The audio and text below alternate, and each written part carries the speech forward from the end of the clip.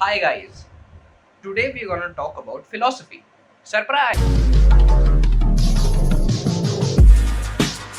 Now, the title of today's video is The Plague of Subjective Morality, which is very interesting, isn't it? Let's talk about it. There are two types of morality: subjective morality and objective morality. Subjective morality is a belief, which means हर इंसान के लिए सही अलग होता है। मतलब मेरे लिए कुछ और सही है, मतलब मेरे हो सकता है मेरे लिए झूठ बोल रहा है कि मैंने खाना खा लिया है, ये सही है, लेकिन मेरे मम्मी पापा जो ये झूठ सुन रहे हैं उनके लिए गलत है कि हाँ भाई मेरे बेटे ने तो खाना खा लिया है, अगर मुझसे झूठ बोल रहा है तो गलत बात है, लेकिन मेरे लिए वो बात सही है। ऐसा है नहीं, मैं कह रहा हूँ हो सकता है ऐसा। तो ये है सब्जेक्टिव मोरालिटी, हर इंसान में डिफर करता है। इंसान को नहीं मारना चाहिए, कत्ल करना बुरा होता है, यह है ऑब्जेक्टिव मोरालिटी। ऑब्जेक्टिव मोरालिटी एक ऐसा बिलीफ है कि there are some universal belief systems जिसको हमको वायलेट नहीं करना चाहिए। मैं पूरा दिख नहीं रहा हूँ, मैं थोड़ा सा पीछे कर दूँ और मैं थोड़ा सा खुद पीछे हो जाऊँ। अब मैं अब ठीक है, right?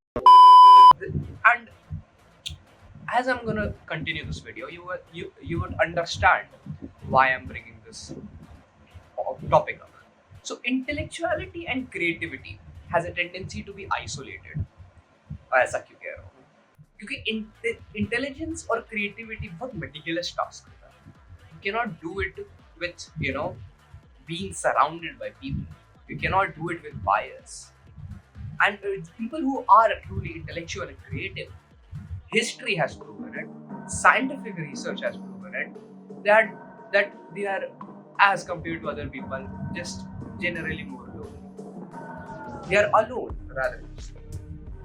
Few examples of it is Da Vinci, Nikola Tesla, Isaac Newton, Albert Einstein, and I don't know, but maybe me also. But a very specific type of intellectuality requires you to talk to people. A very specific type of philosophy, intellectuality, wants to collaborate with people. It wants to question the intellect of other person, who wants their intellect to be questioned, who wants to discuss about morality, which every philosophy does actually. Every philosophy requires a discussion. But this philosophy requires collaboration. I'm talking about political philosophy. हास्य रुदन में तूफानों में, ये शब्दावली पर ध्यान दीजिए। हास्य रुदन में तूफानों में, अमर असंख्यक बलिदानों में, उद्यानों में, वीरानों में, अपमानों में, सम्मानों में, उन्नत मस्तक उभरा सीना, पीड़ाओं में पलना होगा, कदम मिलाकर चलना। In this eternal war, we not only fight with other people कि मैं सही हूँ, but we also fight with ourselves कि जो मैं कर रहा हूँ वो सही कर रहा हूँ. One of the things that influences right and wrong more than reality is political ideology. And one of the fundamental truths of morality is that it's not invented, it's inherited or discovered. To discover anything, you have to be living between order and chaos. This explains the uncertain nature of politics. But morality is also inherited, right? Because as a kid, you were told that you should not hurt anyone. That is the reason you didn't kill anyone. I was recently in Albania. Go to Albania, you despicable neo-communist moralizers. So, what if that wasn't the case, right? Morality is something which is taught by your parents, that is embedded by society in your psyche, that you always follow, and slowly you develop conscience that tells you what is right and what's wrong. Even if things present itself differently, you are able to figure out what's wrong and what's right. So what if that wasn't the case? What if you are raised by wolves? What if it's told to you that people who are not of your clan shall die and you should be the one to do it?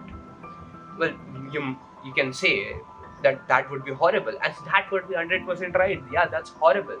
But there are people who are raised that way. We have seen these cases in Middle East, right? Everybody has seen the Palestine and Israel war. Now, one of the most beautiful thing about Palestine and Israel war, I don't think either side is right. It's just war. Both of the sides are wrong, and we both know it. Now, one of the most beautiful way to explain it is that what if you were a kid who was raised in Middle East, right? And you're raised in Middle East and you live your life happily until a non-Muslim comes into your territory. Then the whole morality is that you should kill that person, or you should tell anyone else who can kill that person, because that person is opposed to your belief and which is opposed to God himself, and that person will kill you. That is what morality is. But if you are raised in India and a non-Muslim comes in, or matter of fact even a Muslim comes in, and if you're raised in America, if you're raised in Europe, if you're raised in Russia, you kill anyone, you're wrong. Murder is wrong. Do you see the difference between morality in these different places? Matter of fact, in India, eating cows, which means steak, is wrong. India mein steak khana bana hai, because we have our fundamental belief. But that is not the case in America, that's not the case in Europe, and that is certainly not the case in Russia. So this just explains how morality is different in every sociological background. It's very different. Now the next example is of Nazi Germany. Do you know Nazi Germany has more intellectual and philosophical justifications of killing Jews than America had justification of killing Nazis?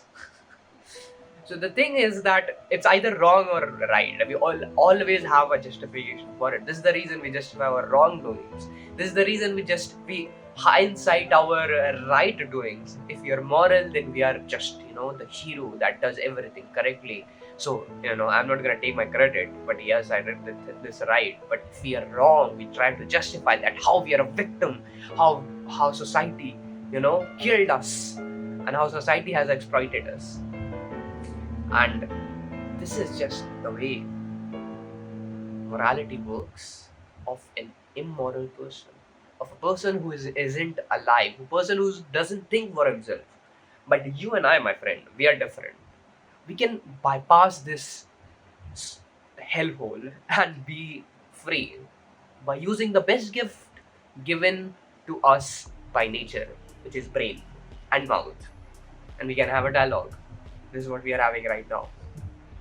As I said, political ideology influences morality more than truth. And political ideologies can be wrong because almost all of the ideas are wrong. And there I was recently in Albania. are some examples to it, like communism. And one of the most beautiful thing is that this also makes effectively thousands and millions of people wrong. Well, there are arguments to be made if communism was wrong or right, but it certainly was flawed, wasn't it? Similarly to capitalism, but there are just certain ideologies that just doesn't work out, just like Nazi ideology and neo-Nazi ideology. So, yeah, things can be wrong and you might not know that they are wrong. So how do we find what's right?